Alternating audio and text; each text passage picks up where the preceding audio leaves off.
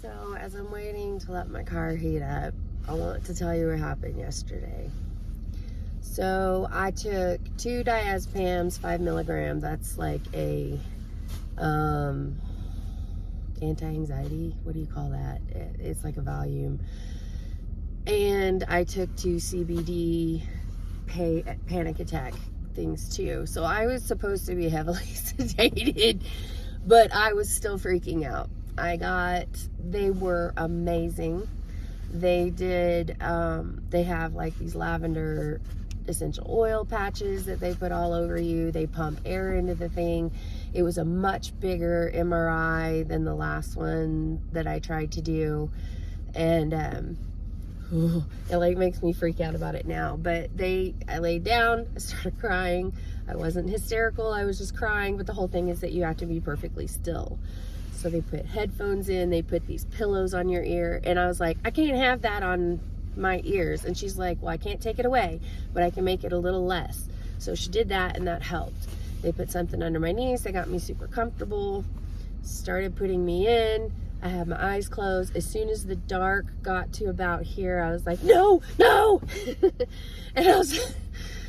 And I have to laugh at myself because I felt ridiculous. Like I was crying and I was freaking out, and they pulled me out and I got calm, and they're just like, we're gonna give it a few minutes.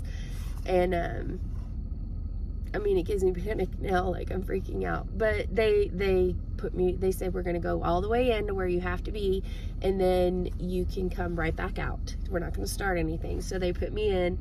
And the part that's getting scanned, which was this part for me, I have this big collar around me, and the pillows are on my ears, and I have earplugs in, and that part has to be in the center of the tube. Okay, tube to me looks like a coffin. But you can think, the only way I got through it was thinking about being in a tanning bed, because that's what it felt like.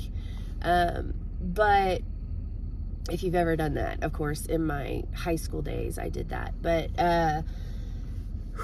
so it goes up, and it was all the way down to like my waist, and my husband put in earplugs and headphones and was able to sit in there with me, and he had his hands on my legs and held one hand. The other one was my panic button.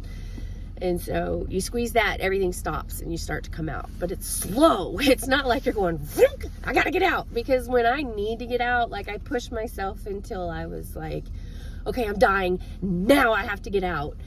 But, God, it's so crazy. I never knew I was claustrophobic until having to get an MRI. So she put me in all the way to where I needed to be, and then she brought me right back out, and she's like, do you think we could try one of the scans? And I said, well, how long is it? She says 2 minutes 60 seconds. I said, that's 3 minutes. She goes, I know. But I said, well, we'll try it. And so I went into the machine. I kept my eyes completely closed. The shadow goes over you, start to freak out. Holding completely still, like my waist is free. She's like, kick your legs. And so I kicked my legs and I moved my arms, and I felt a little bit better knowing that I could move those parts. My husband had his hand on my leg and was holding my hand, and you have to be completely still. So did he. And I got through that one scan, and I just counted. She would tell me how long, and I would count every second that test was going, and then I could it was awful. It was really awful. All in all, it took around 35 minutes because I had to go so slow. She said the last 2 scans were not looking great because I was starting to lose it, but they might work. And now we just wait to see what the results say. Do I have MS? Do I have a pinched nerve? Why is my right arm going dead all the time, and pins and needles and all that? Like, that's what we're trying to figure out. So I got out of there, and my husband hugged me the tight. He knows that this is just like my greatest fear. This is the thing that I keep locked away in the back of my brain that I don't let out. But now I did it, and it was awful. And it was not fun, but I got through it. And I'm the person that's like, yeah, if I have a stroke, just let me die. Don't put me in that machine. I'd rather die. I'm not saying that facetiously. I'm not saying that to be ridiculous. I'm saying that's how big the fear is. I was like, you know what, if I ever, and that is something that I always think about for the last 3 years since I tried to do my first MRI to check on this, whether I had MS. And it has always been in the back of my mind that if I am in a situation where I have to go in that MRI machine, I would rather die. And my husband knows that. I've told him. I'm like, don't put me in there. I'd rather die or put me to sleep. And it's not just that. It fed over into claustrophobia. Like even sometimes being in the car. I sat in the very back here with Arabella on the way home from my best friend's house.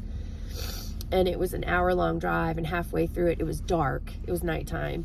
And I freaked. It was like one moment that door popped open and I had to stop the car. I was like, stop the car, stop the car, stop.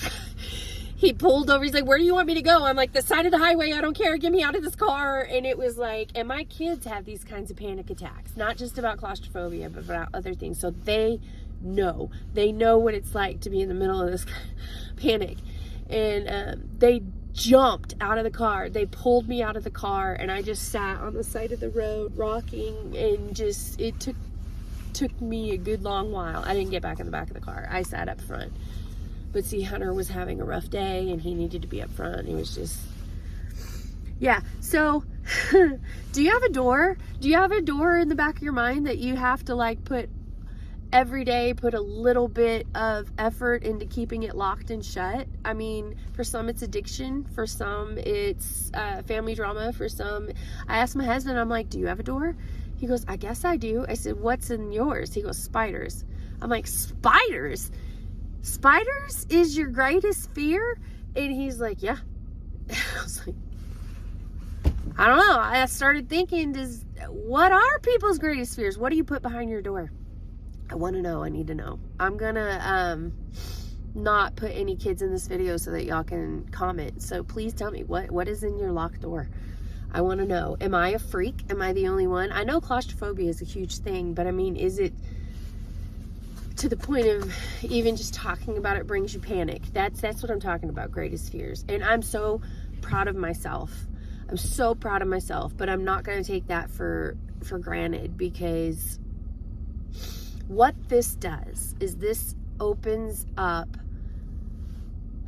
I had to stop studying for my EMT boards, because every scenario I was going through that an EMT would come up on, like an accident or a trapped person or things like that, I had to stop studying for 2 weeks, and I'm taking my test soon. Because I kept putting myself in the situation. I watch these shows to get scenarios so that I can study, and I would see a car accident and this person's trapped, or this person can't move their arm, or this person is going paralyzed. I have to know these things to take my test, and I have to know these things and be able to do these things to help people as an EMT or as an ER tech or whatever you're going to do with this. I was instantly, without being able to control it, putting myself into all those situations, like a trapped car. And so the panic and kind of like exposure therapy, I was trying to get over it, but I had to completely stop. Now that I got through this, I feel a little bit of a power. I feel a little bit of power over that panic, and I feel like I can start studying again.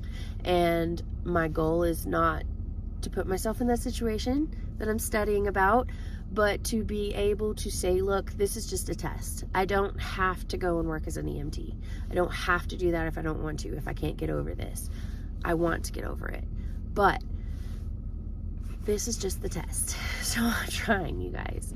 Now today's rough. I have 3 different appointments today now. I have a physical therapy appointment for my back and my neck and a huge lump on my knee. I have Ammon is homesick because he very well could have, he felt a pop in the back of his ankle and he may have pulled the ligament. He can't walk. So I have to find a way to get him to the doctor today. Immediate care center. Figure out what that is. Mason also has a endocrinologist appointment and pediatric appointment. So that is this afternoon. So heaven knows if I'm going to get all this done. I already had to drive all the way out to Brandon's work, which is 20 minutes away, and back this morning at 7 a.m. after getting the kids on the bus, because we left his truck at work so he could drive me home because I was on drugs, you know. yeah, 10-minute video. Love you guys. Thank you for watching if you got it this far. I just wanted to talk about panic attacks and the doors being locked in the back of our head, and I want to know what yours is. I don't want to feel like a freak. Tell me I'm not the only one.